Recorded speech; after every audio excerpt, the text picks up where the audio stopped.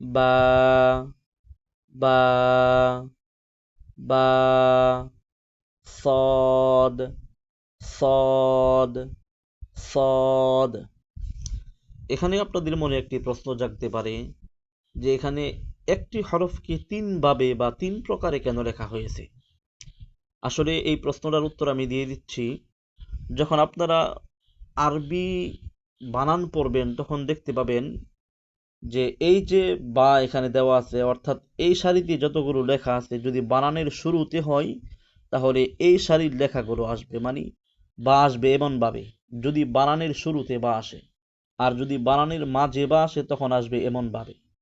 ঠিক আছে, বানানের শুরুতে হলে দ্বিতীয় পাটি এবং বানানের মাঝে হলে তৃতীয় পাটি। আপনারা যখন কোরআনের রিডিং পড়বেন তখন দেখতে পাবেন ঠিক তদ্রূপভাবেই এখানে প্রত্যেকটি হরফ যা দ্বিতীয় লাইনে লেখা আছে এই হরফটা আসবে বানানের শুরুতে এবং তৃতীয় হরফটি আসবে বানানের মাঝে। তো ইনশাল্লাহ আপনারা অবশ্যই লক্ষ্য রাখবেন।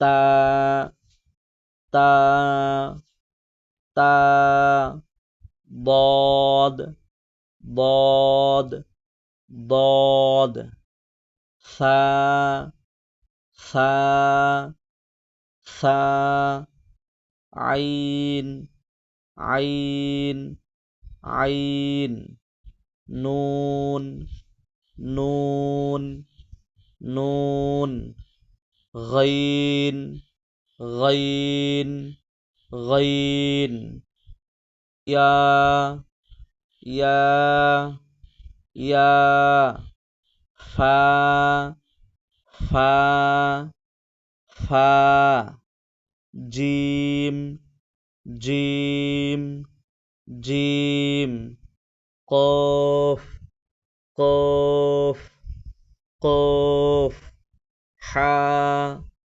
حا حا كاف كاف كاف خا خا خا لام لام لام سين سين سين ميم ميم ميم شين شين شين ها ها ها